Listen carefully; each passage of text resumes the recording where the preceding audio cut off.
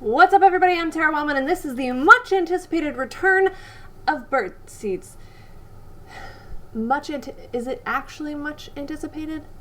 Is that presumptuous?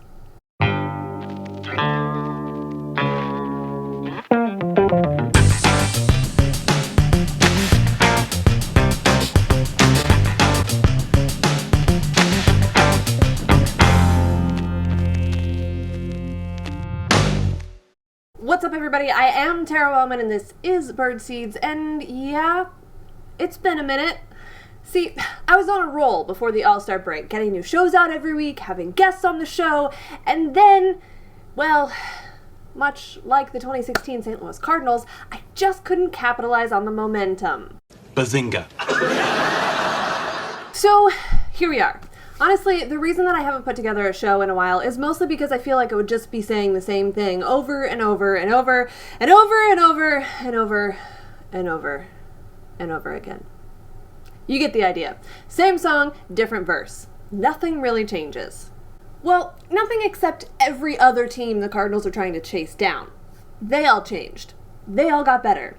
The Cardinals got Zach Duke. Sidebar. What a week it has been for Charlie Tilson, huh?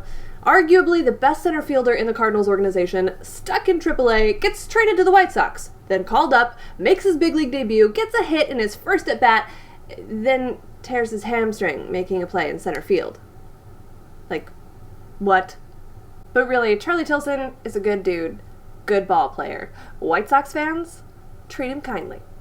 But back to the Cardinals. This team hits a lot of home runs. They pitch okay some days.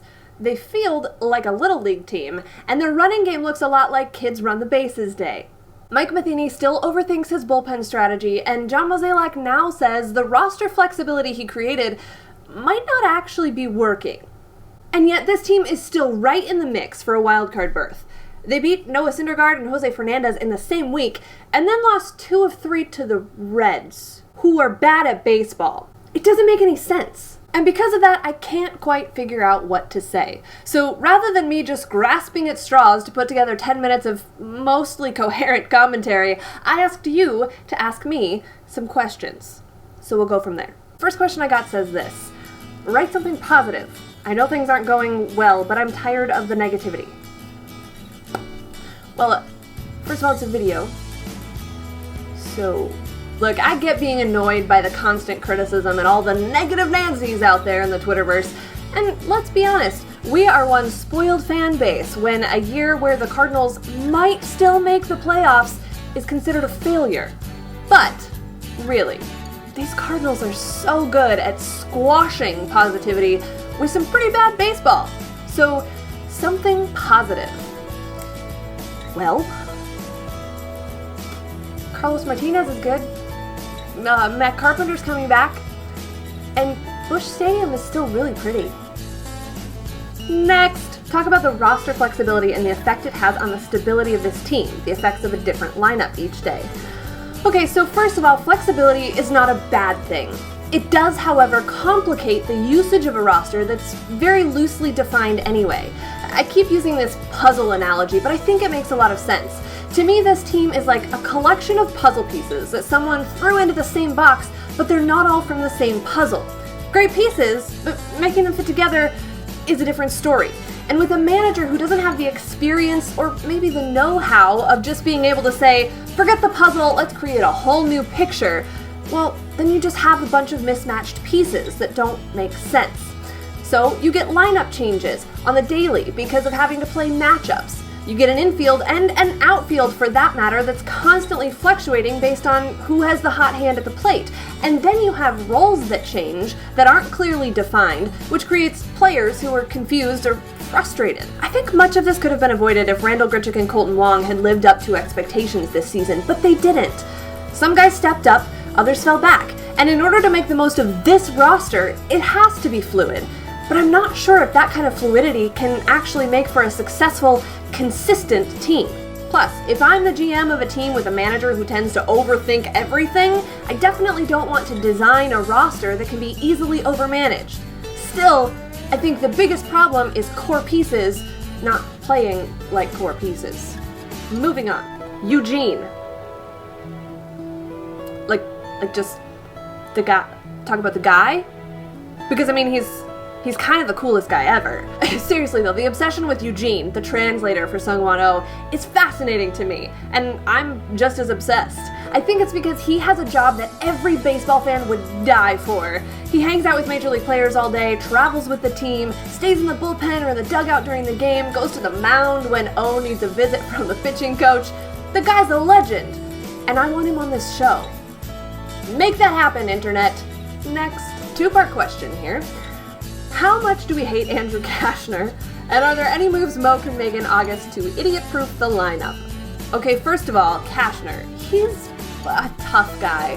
He hit Cardinals batters multiple times. The Cardinals retaliated mildly, but that's baseball, bruh. Not just the Cardinals. It's baseball. It's your stupid unwritten rules that, yes, the Cardinals have in the past, primarily in the Tony La Russa era, admitted to following. Don't like it? Stop hitting people. But let's not pretend this is a Cardinals-only thing. Okay? As far as moves to be made in August, I'm not really sure what they could do.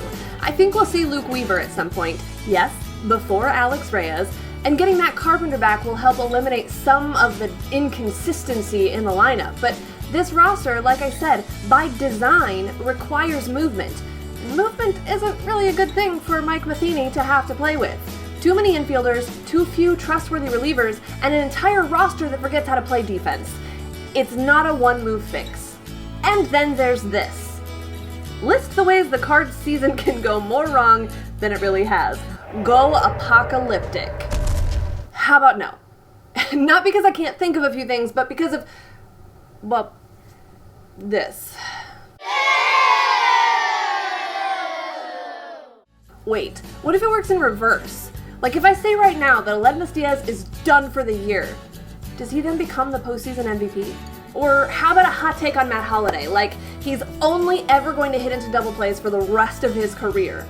Does he become a RISP machine? Or how about if I say Mike Matheny will never ever figure out how to run a bullpen? Well, he said, no, I can't even, that's never gonna happen. Apocalyptic for these Cardinals is not making the playoffs and not getting better over the offseason. Both of which are actually frighteningly possible. Please, Mo, I'm begging you, don't let that happen to us. If I remember how to do this, this is the part where I think I'm supposed to talk about how I still love baseball, blah, blah, blah, blah, blah, blah, blah. Of course I still love baseball, because I am a glutton for punishment, which is the only way one can actually be a sports fan. But even when this team lets me down, I keep coming back for more. Probably because things like tying the game on an RBI double plus a 2-base error are things that really happen. Who doesn't love that? I think that's it. I think that's how this works.